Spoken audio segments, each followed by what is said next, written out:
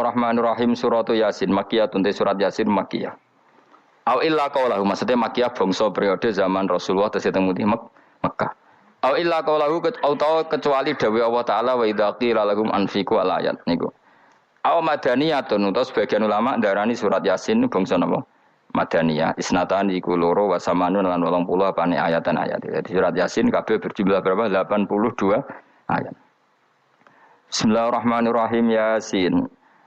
Ya semua ulama maknanya Yasin itu maknanya nama lain dari Rasulullah Muhammad sallallahu alaihi wasallam. Meskipun secara ikhtiyat, secara hati-hati mufassir biasanya bilang Allahu a'lamu bi muradihi bi. Allahu a'lamu dat sing pirsa bi muradihi kelan kersane Allah bi iklan Yasin. Tapi kita tahu secara ahwalul ulama, ya saya ulang lagi, kita tahu secara tradisinya ulama tetap mengatakan Yasin maknanya ya Muhammad. Buktinya terusannya apa? Innaka laminal mursali. Innaka ke siapa coba? Ke Nabi kan, Nabi Muhammad. Berarti Yasin wahai Muhammad kamu adalah mursalin. Apalagi ada istimal yang sudah konsensus seluruh dunia. Misalnya sholatullah, salamullah ala toha rasulillah, sholatullah, salamullah ala Yasin habibillah. Jadi makanya saya berkali-kali bilang, saya pernah ngisi pengajaran tafsir di Madura juga bilang gitu. Ada disiplin ilmu tafsir dan itu kadang ketatnya ikhtiyat. Ikhtiyat itu hati-hati. Sehingga tetap bilang Allah alamu bimuradi bidalik. Tapi meskipun demikian, ada konsensus masif dari para ulama yang menggunakan Yasin Toha itu untuk Rasulullah Shallallahu Alaihi Wasallam. Karena secara siakul kalam pasti demikian. Misalnya di juz 16 ya, surat Toha itu ya, 16 ya. Toha, ya Muhammad, ma anzalna alaikal Qur'ana litasqa. Coba kalau Toha ada artinya Muhammad lalu siapa? Ada kata ma anzalna alaika apa? Coba sekarang Toha ganti ya Muhammad kan pas ya Muhammadu ma anzalna alaika al-Qur'ana litasqa. Jelas ya? Secara siakul kalam Toha menunjuk siapa? Muhammad karena tulisannya coba ya. Toha diganti kata Muhammad. Ya tentu diganti secara makna. Ya Muhammadu ma anzalna alaikal Qur'ana litasqa. Yasin juga ganti aja. Ya Muhammad demi Quran yang hakim, innaka ya Muhammad laminal mursalin. Sehingga meskipun mufassir secara disiplin ikhtiyatnya, kehati-hatiannya bilang innaka laminal apa? Awa alamu bimuradihi bidzalik, tapi secara ahwalul ulama tetap Toha dan Yasin adalah ismun min asma'i Rasulillah sallallahu alaihi wasallam. Berarti apa? Kayak tadi apa? Salatullah salamullah ala Toha Rasulillah, salatullah salamullah ala Yasin habibillah. Jelas ya. Jadi antara istimalnya ulama itu beda dengan keikhtiyatan mufassir. Dan tentu kita milih yang istimalnya ulama. Karena itu lebih gampang supaya kata alaika khitab itu kena apa? Kena mukhatabnya siapa? Terus ketiga kata Ibnu Jarir At-Tabari, enggak mungkin Allah mengkhitabkan sesuatu dengan sesuatu yang enggak bisa difahami. Karena orang Arab dan zaman itu faham Yasin adalah Rasulullah, Toha adalah Rasulullah, sehingga ada khitab itu. Buktinya orang kafir zaman itu enggak pernah menyoal gini. Muhammad katanya Quran itu indah, mudah difahami. Ternyata ini ada lafaz-lafaz yang kita tidak paham. Nyatanya orang kafir tidak gugat seperti itu. Itu menunjukkan bahwa penggunaan Toha dan Yasin adalah ma'ruf dan difahami. Paham? Jelas ya? Ya soal nanti ikhtiyat, ikhtiyat saja kita ikhtiyat, paham ya? Tapi tetap difahami apa? Tetap difahami. Buktinya jelas kan Toha ma anzalna alaika. Berarti diganti saja apa? Ya Muhammad ma anzalna alaika al-Qur'ana litasqa. Mohon jelas ya. Wal Qur'ani demi Qur'an al-Hakimi kang bijak. Ail muhkami tegese kang kuat utawa kang kukuh. Kukuh maknane indah, bi aji binasmi kelawan keajaibane susunan wa badil ma'ani lan keindahane makna. Innaka saat temne sira ya Muhammad wa Muhammad lamnal mursalin setengah sangking wong sing diutus. Sungguh termasuk wong sing diutus Allah. Ora sekedar diutus ala siratin kowe ing atase jalur to dalan mustaqimin kang jejeg. Uti alaik mutalikun ta'aluk bima perkara qabla kang sedurunge iki dawuh. Aitorikil anbiya tegese kowe iku sesuai dalane para-para nabi qabla ka sedurunge sira. Maknane torikil anbiya ya tauhid tegese tauhid wal hudalan petunjuk. Wa taqidu tenau kiti bil qasami klan qasam wa ghairi lan liyane qasam ngrad niku nolak liqaulil kufari marang pengucape wong kafir lagu maring nabi wong kafir komentar ning nabi napa lasta mursala Muhammad iku ora rasul. Terus Allah jawab innaka laminal mursalin. Tanzilal azizi kang kowe iku dadi rasul mergo entuk turunan untuk keturunan Quran sing aziz, sing tanzilal aziz. Kang Quran iku dadi sesuatu sing diturunno Allah sing aziz. Fi mulkihi dalam kerajaane wa ar-rahimi kang welas fi khalqihi lan makhluk Allah. Utai lafat tanzil wa khabar mubtada. Ya karena Imam Suyuti baca tanzilu sehingga dia nerkepnya mubtada. Tapi kira kita akan baca apa? Tanzila. Makanya saya berkali-kali ngaji itu sama guru. Imam Suyuti dia itu bacanya tanzilu, makanya dia nerkep jadi khabar. Sementara kira kita tanzila, maka kita nerkep jadi maf'ul mutlaq. Paham ya? Makanya kamu enggak usah bingung iki kok jadi khobar padahal macane tanzila. Utawa ora bingung mergo ora paham pilihane loro tok.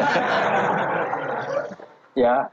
Jadi yang jelas Imam Suyuti itu kadung milih rofa, makanya dia nerkep khobar. Paham ya tanzilu makanya dia nerkep apa? Khobar. Kalau kita baca kan tanzila, maka itu maf'ul mutlaq atau nyimpan kata amdahu. Ayil Qur'an itu kese Qur'an. Bi khabaru mubtada'in muqaddarin. Apa sing kang aran tanzilul aziz ya Qur'anu tentu Qur'an. Qur'anu tujuane ditungdira supaya ngekeki peringatan sira bil Qur'an kauman ing kaum muta'alliqun bitanzil. Maung zira kang ora dikeki peringatan sapa abahum bapak-bapak wong akeh elam yung zaru. Tegese ora dikeki peringatan sapa akeh fi zamanil fatra ing dalam zaman fatra. Ya jadi Quran itu gunanya ya membuat logika yang benar supaya orang itu menghindari kesalahan. Jadi menakut-nakuti itu kalau enggak harus tentang neraka. Takut dari kesalahan, takut dari kebodohan. Kan kita juga takut kan punya pemimpin yang salah, takut punya kasus, takut kepleset. Ketakutan tidak harus dari neraka. Makanya saya berkali-kali bilang, saya sering dulu dinasihati Mbah Mun, kena aku kena alim, ojo sering maca tafsir, mari goblok dari Mbah Mun. Maksudnya mari goblok itu gini, mufassir itu manusia, kadang dia itu satu ayat umum, dia mendiktekan ke satu kasus, padahal kasusnya lebih umum. Makanya berkali-kali sama nani umpama ngene, contohnya ngene, karena nanti itu mengikat. Misalnya gini ya, saya ulang lagi ya. Dan gayamu kayak wong alim. Ini kan malam 23. Saya itu enggak pernah loh ngitung sengaja tadi ini malam 23 kita insyaallah nginjak juz berapa? 23. Ini insyaallah barokah sekali. Tapi rasa arep-arep Lailatul Qadar, biasa wae. Ora kelas e. Wis ben sing entuk Lailatul Qadar ben wali-wali wae. Kene entuk cipratane wis napa cukup. Lah wong traweh arang-arang yang njaluk. Iya kalau kita mintanya dianggap Allah minta, kalau dianggap ngelama. Coba andekan kapasitas Anda itu RT, minta jadi presiden itu ngelama apa doa? Tidak jawab saja. Ngelama. Jatah kamu untuk azab, kok njaluk Lailatul Qadar itu ngelama apa Anda? Mestinya njalukmu orang untuk azab itu bagus sih. Paham ya? Banyak ulama diajak istisqa enggak mau. Banyak itu ulama. Ayo istisqa kita karena sudah lama enggak hujan. Kata ulama tadi, jatah kita ini kena hujan batu dari langit. Enggak hujan batu sudah bagus, enggak usah minta. Ulama macam-macam. Lah rai-rai ngene iki pantes entuk Lailatul Qadar apa untuk adab ayo jawab. Ayo. Orang untuk adab wis bagus. Yo dadi dongane ya Allah. Ampun jenengan siksa la tu akhidna. La tu akhidna maknane njuk Lailatul Qadar apa njuk ora disiksa? Ya makam kita itu masih Rabbana la tu'akhidna. Iku supaya gak disiksa innasina waqtuna kalau kita salah. Kowe kan gak kalau. Wah sudah salah. Jadi donga innasina waqtuna sange apikane pangeran wae ditambahin kalau kita salah. Kalau kita kan sudah ada kalau lagi sudah.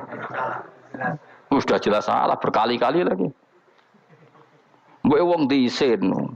Yo lak jaruk Lailatul Qadar gak diisin. Tapi oleh wong pangeran apian, pangeran kan tapi misalnya pangeran ora aku luwe apian timbang aku. Jadi sowe disahno permintaan. Tapi gak dikabulno. Mau disahno, tapi ora usah disahno iku iman jalin jan wong goblok piye meneh, macam-macam. Makanya doa paling fair itu ya Rabbana dzalamna anfusana wa lam taghfir lana wa tarhamna lanakunanna. Makom kita itu disepuro pangeran. Sing bener donga wong traweh-traweh lho ning Tuban ning Jogja wis bener apa innaka afuwun karim tuhibbul afwa fa'fu anna. Ora ana guru-guru kita donga ya Allah anilna lailatul qadar ya Allah ka ono sarahku iki kita ana ngajarno ngono ya Allah innaka afuwun karim tuhibbul afwa fa'fu anna. Jenengan kandat sing kathah nyepurane lan seneng nyepuro impun jenengan sepuro iku bagus sudah bagus. Dan Lailatul Qadar gresuk ndelok srengenge. Terus ndelok angin. Angger daerah Gunung Kidul banter terus anak-anak.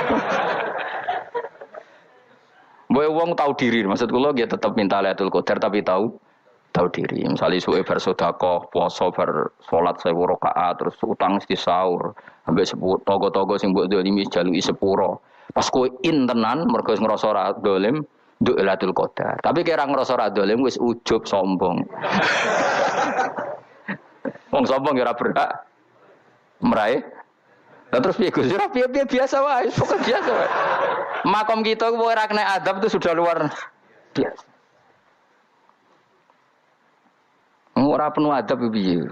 Wis ngene iki luar biasa, napa? Luar biasa. Mun nang ngandel kula, mesti ngene iki keadaan seperti ini terus. Soale dongane wae Rabbana la tu'akhidna in nasina wa akhtana. Itu sudah luar biasa. Nah, ini kan teruskan dawuh Mbah Mun ya. Misalnya Allah bilang gini, fattaku, maka takutlah kamu. Biasanya mufasir ditambahi minan nar, maka takutlah kamu masuk. Sebetulnya yang perlu dihindari dari kita takut itu ya, takut salah, takut bodoh, takut terdolimi, takut mendolimi orang lain, takut hidup tidak ada gunanya. Tapi mufasir tentu milih yang populer, takutlah kamu dari api neraka. Coba misalnya gini, kita nanti masuk surga. Kemudian zaman di dunia kita tidak pernah berkampanye ya atau berkontribusi untuk agama Allah. Cara saya itu izin. Kata Imam Malik, saya masuk surga. Kemudian orang yang mencintai saya masuk surga itu saya malu. Rasulullah juga gitu. Saya sebagai pemimpin umat, saya malu masuk surga. Dan satu dari umat saya masih masuk neraka. Jadi ulama dulu tuh ketakutannya bukan sekedar masuk neraka. Takut malu, takut bodoh, takut keliru, takut. Saya misalnya nanti masuk surga itu malu. Andaikan saya tidak pernah ngajar tafsir Jalalain. Malu saya. Karena katanya Allah, kenapa pun swarga? Terus dilebokno swarga. Tapi kalau pernah baca tafsir Jalan kan ono kerene. Keren artinya saya pernah mengkampanyakan Quran, pernah mengkhidmati Quran, pernah ngitmai kitab engkau ya Allah. Saya pernah ngitmai umatnya Rasulullah, yaitu sampean kabeh. Pernah mulang, pernah sowan. Lha saat tiap bulan sowan jenengan gak sopan ta piye? Mulane kira usah bales sowan rono malah ganggu anak-anak. Kadang santri yo pidol, wis diulang cek sowan. Orang tuh kiai kalau sudah di rumah tuh milik keluarga biar fair. Bermulang cek assalamualaikum. Terus kiai ini kagok keluargane ku kapan? Boyo mikir bocah ora karu-karuan. Jadi seneng yo di ilmoni, napa seneng yo di ilmoni. Saya ulang lagi ya. Nah, kata yang ditafsir itu sering tidak mengikat. Makanya kata Mbah Mun, baca tafsir itu dikurangi. Maksudnya dikurangi itu bukan apa-apa. Maksudnya tadi kalimat yang ditafsir itu tidak mengikat. Yang mengikat itu yang kalimat di Quran. Nah, kalimat Quran itu umum, napa? Misalnya gini, Allah lalu gini. I'dilu, kamu harus berbuat adil. Lalu adil itu misalnya mufasir menafsiri, adil itu menyamakan di antara dua orang konflik. Misalnya di MK 01 dan 02 dianggap sama, itu namanya adil. Itu kan dawai mufasir. Atau misalnya gini, Allah bilang gini ke saya, hak kan ada di kiai sing adil. Terus adil ditafsiri orang, adil itu menyamakan sesama murid, haknya sama. Nah, tapi bisa saja adil itu di luar itu semua. Misalnya gini, ternyata adil menurut Allah gini. Adil maknanya seimbang, apa? Adil itu maknanya apa? Seimbang. Lalu keseimbangan seorang hamba adalah dia ingat Allah lebih banyak. Karena ini bandul yang benar-benar nyata. Allah itu nikmatnya nyata. Sehingga ketika saya sebagai orang alim ingat saya alim itu karena Allah, dikasih ilmu Allah, dikasih cerdas Allah, dikasih semuanya dari Allah. Sehingga saya itu tidak merasa kumuluhur pada kalian karena semua ini dari Allah. Kemudian Allah sendiri yang memerintahkan, kamu harus mengajar. Maka saya ada arep-arep salam templek sampeyan, penghormatan sampeyan, apresiasi sampeyan karena saya hubungannya hanya dengan Allah Subhanahu wa Ta'ala. Itu namanya adil, meletakkan sesuatu proporsional. Itu juga adil namanya. Makanya seseorang itu enggak bisa dikatakan abid selagi belum tahu kalau ibadahnya minallah. Jadi misalnya ke ibadah tok. Ternyata kamu yakin itu ibadah kamu, amal kamu itu belum abid. Abid hakikat adalah alhamdulillah alladzi hadana li hada wa ma kunna linahtadiya laula anda tahu. Ketika kita sujud yakin ya Allah alhamdulillah jenengan menakdir saya sujud. Saya salat alhamdulillah engkau menakdir saya salat. Sehingga minallah dulu pikiran itu semua kebesaran kebenaran ini minallah dulu. Baru setelah minallah kita yakin billah. Setelah billah juga yakin ilallah. Misalnya gini Allah itu. Setelah saya ngajar tafsir Jalalain, kepentingan saya satu. Hamba-hambanya Allah menjadi tambah mencintai Allah. Tidak mencintai saya, enggak penting sampean mencintai saya. Makanya Imam Syafi'i tiap ngajar bilang begini. Wadittu annal khalqa ta'allamu hadal ilma wala yahmadunani. Saya senang kalau kalian belajar fikih sama saya, tapi kamu tidak usah muji saya. Jadikan fikih ini alat taqarrub kamu kepada Allah. Itu namanya minallah wa ilallah. Itu adil. Tapi adil yang dijelaskan ulama beda-beda tadi. Ada mengatakan adil adalah proporsional antara murid, antara keluarga dan murid. Meskipun kamu senang mulang, jangan merantarkan keluarga, itu tidak adil. Itu kan versi, no? Maksudnya Mbah Mun, kamu jangan terjebak versi-versi dalam tafsir. Paham ya? Karena Allah hanya ngetikan i'dilu wa aqrabu. Paham ya? Tapi kan penjelasan adil ini orang versi. Paham ya? Ada yang nulis adil adalah meskipun mimpin masyarakat ya ingat keluarga.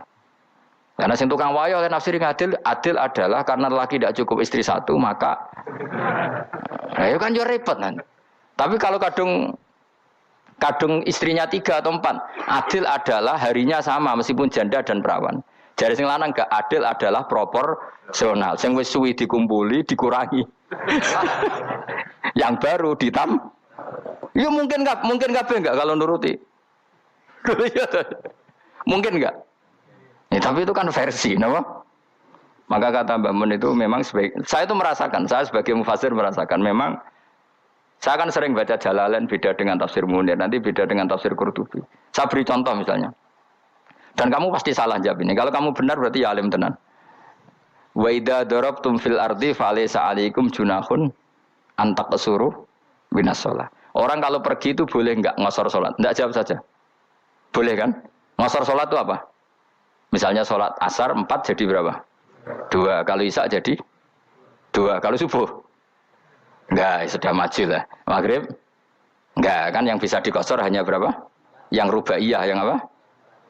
Berarti kamu yakin, antak suruh minas sholat artinya 4 jadi 2, yakin? Enggak, jawab saja. Yakin. Nah itu termasuk orang pinter, ya. Berarti ilmu lagi sak trip. Ya? Sebetulnya kata Imam Qurtubi enggak. Ayat itu kan hanya bilang gini, kalau kamu bepergian, maka kamu boleh menyendak sholat.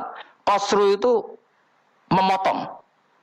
Dari aturan yang dulu 4 menjadi 2. Sebetulnya ada hanya itu tok. Aturan tidak boleh membawa najis menjadi boleh. Aturan harus tumakninah menjadi tidak harus tumakninah. Misalnya kamu sholat dalam keadaan perang. Wajib tumakninah apa boleh sambil lari-lari? Boleh sambil lari-lari. Boleh gak ketika perang kamu sholat sambil menghadap tidak ke kiblat? Boleh. Makanya antak suruh minas sholat maknanya apa? Jika kamu pergi maka dalam konteks itu kan perang ya. Ayat itu memang konteksnya perang. In khiftum ayyaftinakumul ladzina kafar. Jika kamu dalam keadaan perang maka boleh memangkas apa yang pernah wajib dalam aturan sholat. Paham ya?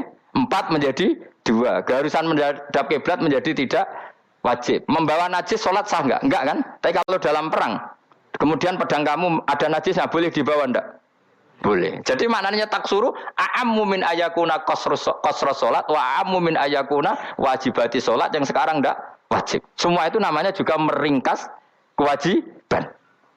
Berarti nak mana nih, jika kamu dalam keadaan perang maka boleh memangkas sesuatu yang dulu wajib menjadi tidak wajib, yang dulu haram menjadi boleh. Tapi mufassir menyontohkan qasrus salat hanya 4 menjadi 2. Dong ya. Oh ya, nang kaya alim ngono tenan wis dokter tafsir sang. Engko tak iku sudah dhewe. Tapi ora perlu orang lain ngakui. Jadi itu contoh kecil. Jadi mufassir karena kebetulan dia tahunya hanya qasrus salat itu 4 jadi 2, dia itu. Padahal di tafsir lain diterangkan qasru itu artinya menyingkat atau mencendak atau memangkas. Dulu wajibnya sholat itu nggak boleh bawa sesuatu yang najis. Tapi kalau sholat dalam keadaan perang dan pedang kamu ada darahnya boleh nggak dibawa? Boleh. Bahkan Allah menyuruh dibawa. Dan boleh nggak madhep kiblat. Fa in khiftum farijalan auruk banataki fa idza amintum fadhkurullaha kama 'allamakum. Ketika keadaan aman baru sholat sesuai standar. Nah berarti kan ada qasrus sholat, ada pemangkasan aturan sholat. Kayak misalnya begini. Dalam keadaan normal, boleh nggak kamu motong pohon pisangnya tetangga tanpa izin? Nggak boleh kan? Tapi misalnya ada banjir bandang, kemudian kamu bisa selamat kalau motong itu. Wajib izin apa malah haram izin? Haram izin, harus kamu langsung potong. Karena kalau tanpa begitu kamu tenggelam. Dan yang punya wajib meridhoi. Kalau nggak meridhoi disalahkan syarak malah. Paham ya?